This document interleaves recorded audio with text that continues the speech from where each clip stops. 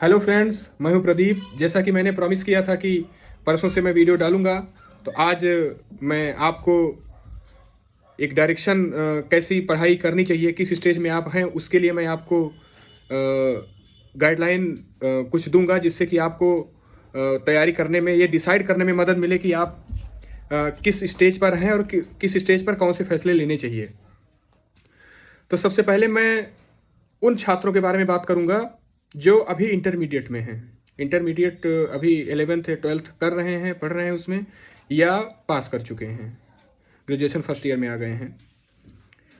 उनके लिए हम सबसे पहले दो कैटेगरी बनाते हैं। एक है मैथ्स से, दूसरा है विदाउट मैथ्स से, मतलब बायो से या ह्यूमैनिटीज़ से। ह्यूमैनिटीज़ का मतलब आर्ट्स, हिंदी में बोलते हैं ह्यूमैनिटीज़ को मानविकी, जिसमें इतिहास, भूगोल, राजनीति शास्त्र, अर्थशास्त्र ये सब आते हैं। तो अगर आप मैथ्स से हैं तो आपको जो ऐसे एग्ज़ाम्स जिनमें मैथ्स को वरीयता दी जाती है, उनमें ज़्यादा वेटेज होता है, उन पे फोकस करना चाहिए आम तौर पर। बाकी तो कोई भी किसी भी चीज़ की प्रिपरेशन करे, ज़्यादातर गवर्नमेंट एग्ज़ाम्स में अगर स्पेसिफाई ना किया जाए तो ज़्यादातर यही होता है कि किसी भी स्ट्रीम से कोई भी केवल इंटर होना चाहिए, एलिजिबिलिटी केवल इंटर होनी चाहिए, नॉर्मल इंटर, चाहे आप बायो से हो, चाहे ह्यूमैनिटीज़ से हो, चाहे मैथ से हो, या नॉर्मल ग्रेजुएशन होना चाहिए, चाहे जिससे हो। स्पेसिफिक पोस्ट की बात नहीं कर रहा हूँ मैं, नॉर्मली बात कर रहा हूँ। बहुत सारे जैसे एसएससी, सीजीएल, सीएचएसएल और UP triple SC, UP PSC में भी, पीसीएस में भी नॉर्मल कुछ ही पोस्ट के लिए स्पेशल होता है, बाकी तो वैसे ही होता है।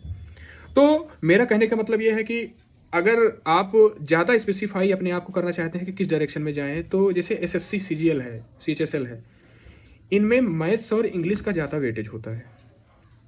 मैथ्स और इंग्लिश के जैसे प्री में 4 पोर्शन होते हैं, तो उसमें से एक पोर्शन जीएस का होता है। मतलब आप लूसेंट पढ़ लें और करंट में थोड़ा सा अपडेट रहें तो उससे काम चल सकता है। और जब मेंस में जाएंगे तो उसमें एक पेपर इंग्लिश का होगा, एक पेपर मैथ्स का होगा। उसमें अच्छी खासी नॉलेज और स्पीड चाहिए होती है, जो कि ह्यूमैनिटीज़ के बच्चों के लिए ज़्यादा फेवरेबल नहीं होती है। तो अगर आप ये डिसाइड कर रहे हैं कि आपको एसएससी देना है, एसएससी सीजीएल देना है, बोलते हैं एसएससी की तैयारी कर रहे हैं, तो पहले अगर आप ये सोच रहे हैं कि आपको एसएससी की तैयारी करनी है, तो सर्वप्रथम आप ये समझ लीजिए कि आपकी मैथ्स और इंग्लिश पे पकड़ अच्छी होनी चाहिए। अगर पहले से नहीं है तो आपको पकड़ अच्छी बनानी चाहिए।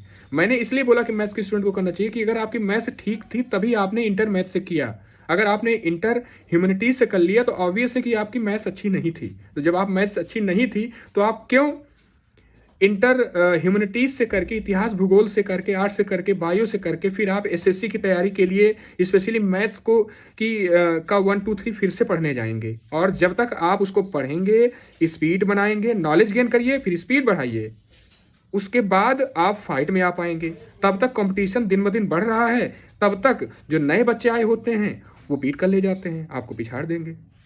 तो अभी आपको ये करना है कि आपके लिए फेवरेबल जो हो, आप उसके हिसाब से डिसाइड करिए। आप अपनी क्वालिफिकेशन, अपनी एबिलिटी के हिसाब से डिसाइड करिए कि एसएससी सीजीएल सही रहेगा, या मतलब एसएससी सही रहेगा जिसमें मैथ्स और इंग्लिश, जिसको एप्टीट्यूड बोलते हैं, इनका फोकस ज़्यादा रहता है, या यूपी पीएससी या स्टेट एग्जाम्स, स्टेट पीएससी जो होते हैं, यूपी ट्रिपल एससी, इन सब पे फोकस रहे। क्योंकि उन सब एग्जाम्स में क्या होता है, एसएससी के अलावा जो ज़्यादातर एग्जाम्स होते हैं उनमें नॉर्मल रीजनिंग पूछी जाती है, नॉर्मल मैथ्स पूछी जाती है, जो कि आप ठीक ठाक तैयारी में उसको कर पाएंगे।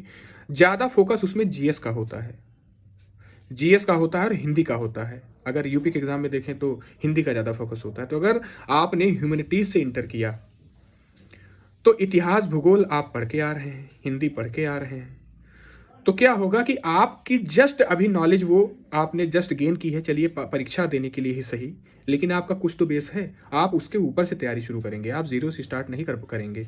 ये आपके लिए प्लस पॉइंट रहेगा और उसमें मन भी लगेगा, क्योंकि अगर आपने ह्यूमैनिटी से किया है तो ऑब्वियसली उसमें आपका मन लग रहा होगा, तभी आपने किया है। तो सरकारी जो नौकरी है उनके एग्ज़ाम्स के लिए कई फैक्टर मायने रखते हैं। मैं धीरे धीरे सबके बारे में बताऊंगा, यहाँ तक कि मैं अपने आपके स्वास्थ्य के बारे में भी बताऊंगा।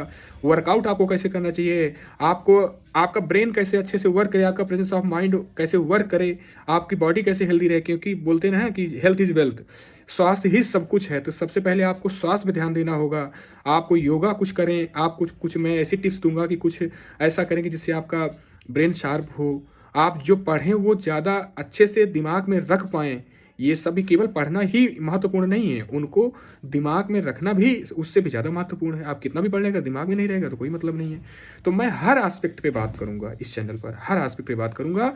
और पहले मैं स्पेसिफाई बात करूँगा कि हाँ, अगर इंटरमीडिएट है तो मैथ्स से है तो क्या करना चाहिए, ह्यूमैनिटीज़ से है तो क्या करना चाहिए, बायो से क्या करना चाहिए, ग्रेजुएशन कर रहे हैं तो क्या करना चाहिए, किस सब्जेक्ट से ग्रेजुएशन कर रहे हैं तो क्या करना चाहिए, नॉर्मल एग्जाम देना चाह रहे हैं या स्पेशली किसी सब्जेक्ट, किसी स्पेशली पोस्ट के लिए देना चाह रहे हैं। जैसे बैंक पीओ होता है तो उसमें एक होता है स्पेशल ऑफिसर, उसमें क्या होता है कि वो अकाउंट वाले अलग से मांगे जाते हैं और अलग अलग फील्ड के मांगे जाते हैं, एग्रीकल्चर वाले मांगे जाते हैं, उनमें भी ध्यान दिया जा सकता है।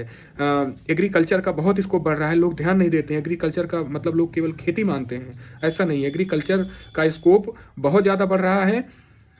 अगर कोई इंटर में है तो उसको तो मैं अभी ये प्रेफर करूँगा कि वो जो बीएससी करे वो एग्रीकल्चर से करे, क्योंकि दिन ब दिन खेती जो है वो कम होती जा रही है, कम प्रॉफिट की चीज़ है वो, लोग कम कर रहे हैं, अब पॉपुलेशन बढ़ती जा रही है।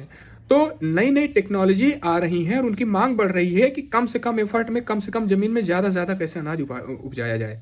तो इसके लिए हमें यही करना है कि अगर हम उस एलिजिबिलिटी तक पहुंच जाते हैं तो बहुत अच्छी बात है कि हाँ, हम जो स्कोप आगे अपकमिंग जो स्कोप है, क्योंकि मैथ, साइंस, इंजीनियर ये सब तो हमेशा से चलता आ रहा है और चलता रहेगा, लेकिन ज़्यादा किसमें स्कोप है, अगर हम स्पेसिफाई करना चाहें, उधर जाना चाहें तो उसमें भी हम उसको ट्राई कर सकते हैं। तो उन सब चीज़ों की भी मैं डायरेक्शन आपको दूंगा।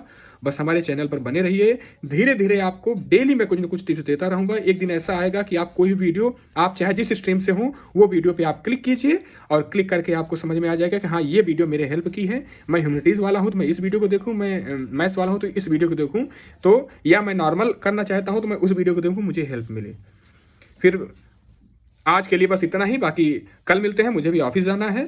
तो कल मिलते हैं एक नई एनर्जी के साथ, एक नई डायरेक्शन के साथ। Bye bye.